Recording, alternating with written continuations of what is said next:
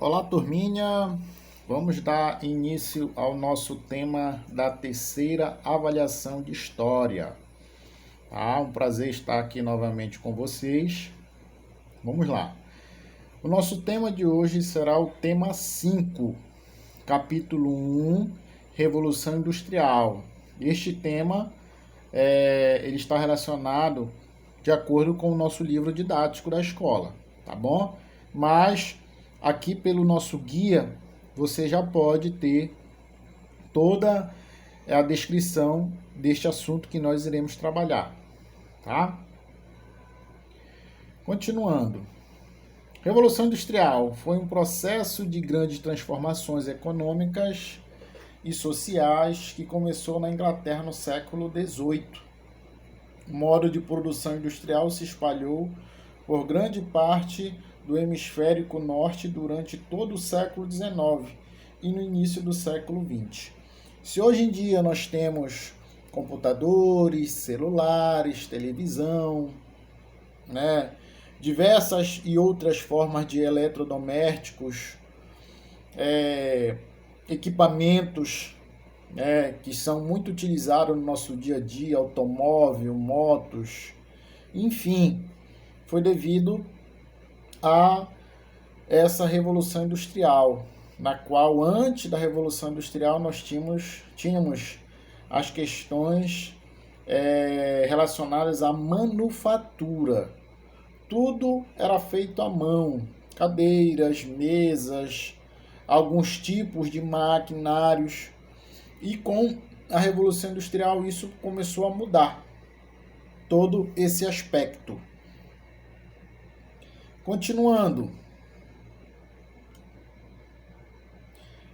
chamamos de revolução industrial o processo que levou à substituição das ferramentas pelas máquinas, aquilo que eu havia dito para vocês, a manufatura, da energia humana pela energia motriz e do modo de produção doméstico ou artesanal pelo sistema fabril, as fábricas. Mas como era essa força que nós podemos dizer que é energia motriz? Uma das primeiras formas de energia encontrada foi através da queima de carvão mineral. Tá? Então esse carvão mineral, que é um tipo de carvão encontrado no solo, ele era a energia que fazia com que essas máquinas elas pudessem funcionar. Tá? O advento da produção em larga escala mecanizada deu início às transformações dos países da Europa e da América do Norte. Estas nações se transformaram em predominantemente industriais e suas populações se concentraram cada vez mais nas cidades. O motor a vapor foi essencial para aumentar a produção das máquinas e a velocidade dos transportes.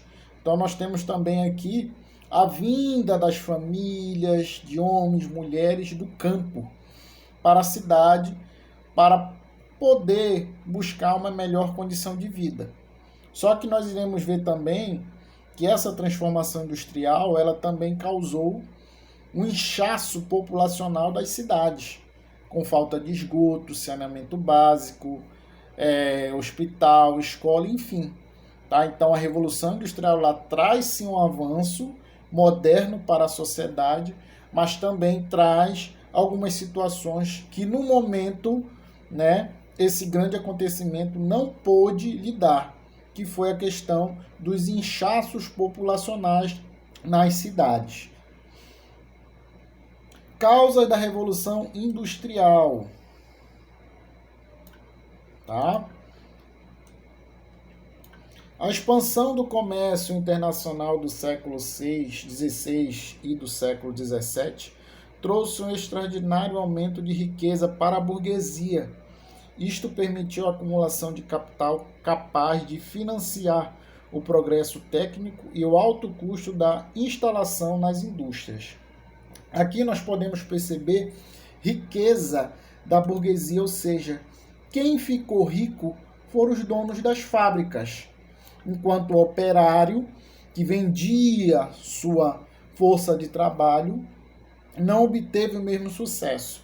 Então, através dessa riqueza, dessa acumulação de capital de dinheiro, os grandes empresários, vamos dizer assim, começaram a ter progresso na instalação das suas indústrias, né, na instalação de filiais e assim por diante. Continuando ainda sobre a burguesia, nós temos aqui, ó, a burguesia europeia, fortalecida e enriquecida, passou a investir na elaboração de projetos para aperfeiçoamento das técnicas de produção e na criação de máquinas para a indústria. Logo, verificou-se que se obtinha maior produtividade e se aumentavam os lucros quando se empregavam máquinas em grande escala. Então, aqui nós temos algo moderno, mas também aqui trouxe o desemprego, na qual algumas pessoas elas não começaram a ficar desempregadas. Às vezes, uma produção de 10 pessoas ali, elas iriam fazer o quê? Iriam pintar, iriam lixar, iriam serrar, enfim. Mas com a entrada da máquina, a máquina poderia fazer, né, o trabalho dessas 10 pessoas. Então, aí se tem mais uma questão social, que é o desemprego também. Aí nós temos aqui a consequência da Revolução Industrial. O longo caminho de descobertas e invenções foi uma forma de distanciar os países entre si, no que diz respeito ao poder econômico e político. Afinal, nem todos se industrializaram ao mesmo tempo, permanecendo na condição de fornecedores de matérias-primas e produtos agrícolas para os países industrializados. Ou seja, se tem aqui um distanciamento de nações ricas, desenvolvidas com a industrialização e nações pobres, na qual só serviriam de quê? Para fornecer matéria-prima, o carvão, a madeira, o ferro. E também essas nações não acompanhavam o desenvolvimento das nações industrializadas. Então aqui nós temos aqui mais uma questão sobre as consequências da Revolução Industrial.